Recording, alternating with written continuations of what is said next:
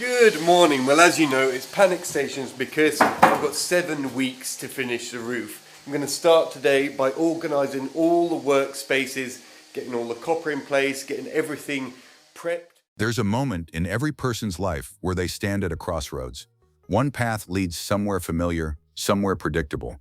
The other leads into the unknown, a decision so far outside of reason that the people closest to you start questioning whether you've completely lost the plot. For Dan Preston, that moment came when he handed over 60,000 euros for a roofless, floorless, fire-scorched ruin buried deep in the French countryside, a building that had been slowly swallowed by the earth for nearly 4 decades. No roof, no floors, trees growing up through the middle of what used to be grand hallways.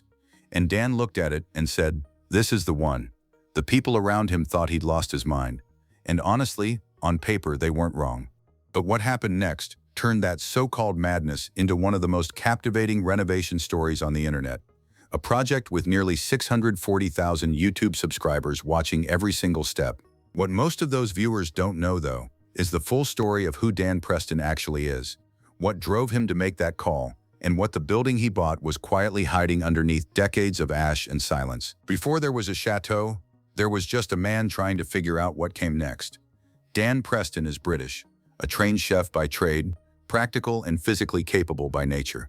He's the kind of person who can turn his hand to most things, the sort who'd rather figure something out with his hands than wait for someone else to solve it. That work ethic, that willingness to just get stuck in, defined almost everything that came later. At some point, Dan made the decision that a lot of people dream about, but very few actually follow through on. He packed up his life in England, gathered up his partner Annalise and their 2 young sons, and moved the entire family to rural France. No safety net, no guaranteed income, no obvious plan. Just the belief that there was a better version of life on the other side of the channel. One where things moved slower, where the land meant something, where you could build something real. That kind of leap is easy to romanticize from a distance. The reality, as anyone who's done it will tell you, is considerably rougher than the fantasy. France has its own rhythms, its own bureaucracy, its own particular way of testing the patience of anyone who shows up with big ideas and not enough French. Dan didn't arrive with a chateau. He arrived with his family, his skills, and a willingness to work. The early days in France didn't look anything like the YouTube channel that would eventually follow. Dan needed work, and he found it at a property called Chateau de Lalande, a sprawling estate run by a British expat named Stephanie Jarvis, who documented her own life there on a channel called the Chateau Diaries. Dan came on board as the gardener and groundskeeper, doing the physical labor that keeps a property like that from being consumed by nature. He wasn't exactly center stage. He was the guy out back with the pruning shears, the one hauling branches while the cameras occasionally caught him in the background. But something interesting happened. Stephanie's audience liked Dan. They liked his no-nonsense attitude, the dry humor, the way he just got on with things without making a performance out of it. He became a recurring character, Dan the gardener, and when he started his own channel, a portion of that audience followed. His early content was low-key, short daily vlogs showing the kind of labor most people never see up close. The drone footage helped. He had an eye for a shot, a sense of how to frame the physical world around him in a way that was genuinely engaging to watch. The channel grew steadily, quietly, building an audience before the real story had even started. That real story began when Dan first laid eyes on Chateau de Chaumont. He'd filmed it before he ever bought it, visited it in 2021, walked through the site for his channel, and the footage speaks for itself. Chaumont is a 7-story structure deep in the Creuse department of central France, a grand building by any historical standard. Built in 1886 for an opera singer named Eugénie Bardet, it was a proper statement of wealth and beauty in its time. Then came the fire. In 1986, a blaze tore through the chateau and gutted it completely. The outer walls survived. Everything else was gone. For nearly 40 years, the building sat abandoned, roofless, floorless, full of debris, with trees that had taken root inside the structure and grown upward through the remnants of the ceilings. Nature had been reclaiming it, slowly and efficiently, for almost 4 decades. When Dan walked through it for the first time, he described it as magical. Not in an ironic way. He meant it. Something about those broken walls, the scale of the thing, the way the light came through where the roof used to be, it grabbed him in a way that's hard to explain logically. And when the opportunity to actually buy it presented itself in 2022, he made the call. 60,000 euros for a shell, For walls and rubble and trees and 4 decades of accumulated ruin, the people in his life were not immediately enthusiastic about this plan. 60,000 euros sounds affordable until you start thinking about what comes after. There's no roof, so rain is an ongoing structural threat. There are no floors, which means before you can do anything useful inside, you have to rebuild the building from the ground up, literally floor by floor.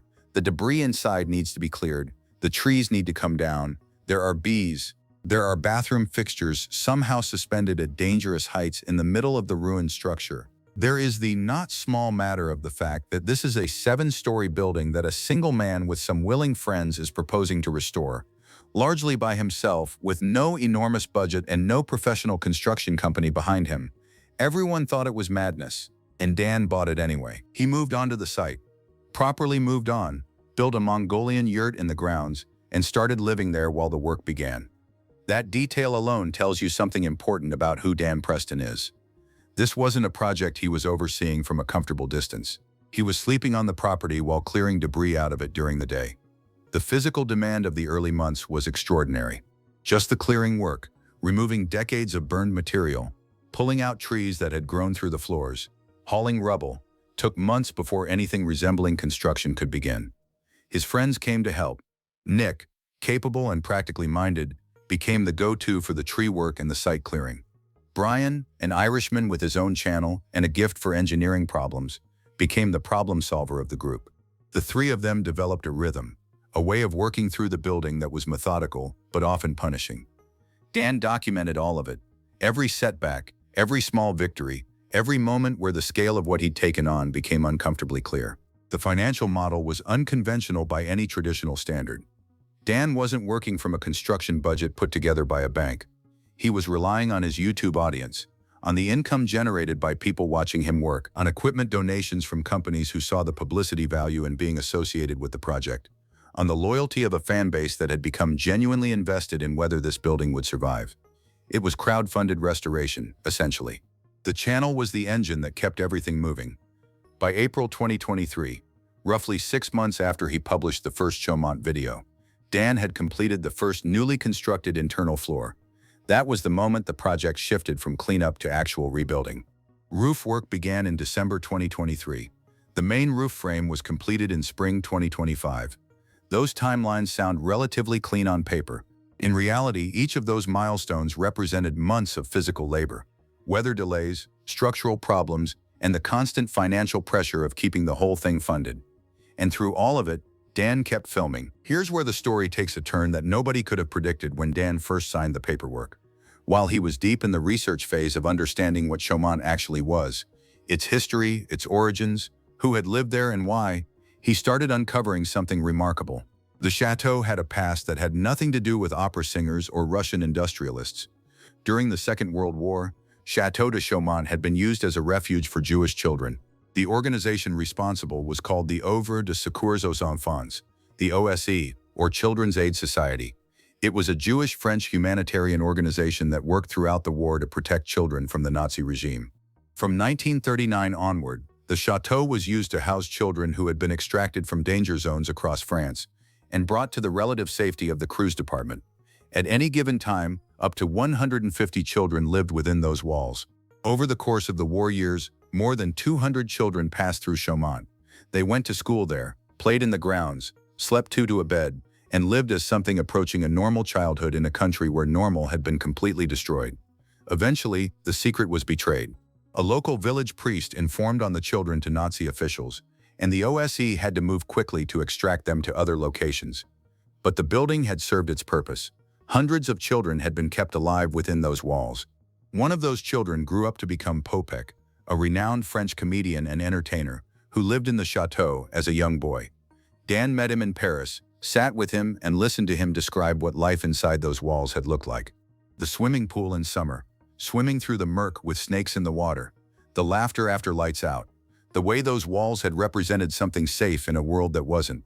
Another child who sheltered at Chaumont was Fanny Ben-Ami, who later became famous for leading 15 children by foot over the Swiss border while evading German troops in 1943. Her story became a children's book and a film.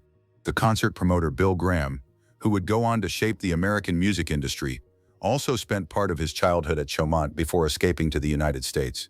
When Dan realized what the building had been, something shifted in him. He'd bought a ruin because it was beautiful and because it grabbed him in a way he couldn't fully explain. He ended up in stewardship of a place that had once upon a time kept hundreds of children alive. That kind of weight changes how you work.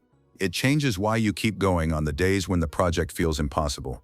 He said as much himself, that knowing the history gave him an extra push to keep going, that restoring the building felt purposeful in a way that went beyond the renovation itself. The project also brought Dan to a wider audience than YouTube could reach on its own. His work at Chaumont was featured on the Channel 4 television series Help, We Bought a Village, bringing the story to a mainstream viewership well beyond his existing subscriber base. The segment where he met Popek in Paris and heard the survivors' memories of the Chateau was the kind of television that stops you mid-scroll. Historians, institutions, and organizations connected to the Holocaust remembrance world took notice. Yad Vashem, one of the world's leading Holocaust memorial organizations, acknowledged the importance of preserving authentic sites. OSE historians connected with Dan's project. Fanny Ben-Ami, watching clips of the restoration at 93 years old, described the Chateau as part of her life, a place she'd never forgotten. Dan's dream, as he's expressed it, is to bring children back to Chaumont. The building once hosted a summer camp for disadvantaged children in the 1950s and 60s, after the war. Bringing that purpose back, a place that protected children once and could welcome them again, is the long-term vision behind the otherwise insane-sounding decision to sink his life into a ruin. But the story isn't all grand purpose and historical revelation. There's a more personal current running underneath all of it that longtime viewers of the channel have picked up on. When Dan first arrived in France, it was as part of a family unit, him, Annalise, and their 2 sons. The early channel content reflected that. It was family-focused, domestic, the story of a couple trying to build something new in a foreign country. Over time, as the Chaumont project consumed more and more of Dan's life and energy, that picture changed. Annalise became less visible on the channel. The family story that had anchored the early content quietly stepped back, and the channel became more tightly focused on Dan and the build. What exactly happened between Dan and Annalise is something Dan has kept largely private, which is entirely his right. What viewers can observe is that the channel description now reads, "One man, renovating an old abandoned chateau ruin in the heart of France." That shift from family story to solo endeavor didn't go unnoticed by the people who'd been watching from the beginning. It adds a complicated dimension to the already complex picture of what Dan's life has actually looked like since that decision in 2022. He's raising 2 sons, he's living on a construction site. He's building a building that most professionals would have walked away from, with limited funds and the constant pressure of keeping an audience engaged enough to keep the project financially viable. And he's doing it largely alone. That's not a criticism. If anything, it makes the work more remarkable. But it's also the fuller truth of what making a decision everyone thought was madness actually looks like when you live with it day to day. It's not just the exciting bits. It's the cold mornings in a yurt. It's the moments where the next step requires money you don't have yet. It's the weight of being the only one who absolutely cannot let this project fail. Here's the thing about decisions that look like madness from the outside. They tend to reveal their real meaning over time. Dan Preston left England with nothing locked in. He worked as a gardener at someone else's chateau. He bought a ruin for 60,000 euros that his peers likely thought was either brave or delusional, depending on who you asked. He moved onto the site and started clearing rubble while simultaneously building a YouTube channel large enough to fund the work. And somewhere in the middle of all of that, he discovered that the building he'd chosen, purely on instinct, purely because it felt magical, had once been one of the most important places of safety in wartime France. That's not a coincidence you can engineer. That's what happens when someone follows a pull they can't fully explain and trusts it anyway. As of 2025, the principal roof frame is complete. The building that stood open to the sky for nearly 40 years finally has cover again. Dan is still there, still filming, still working floor by floor toward whatever version of Chaumont comes next. The people who thought he'd lost his mind in 2022 are presumably watching the videos along with everyone else. And what was once dismissed as madness is looking increasingly like the most deliberate decision he ever made.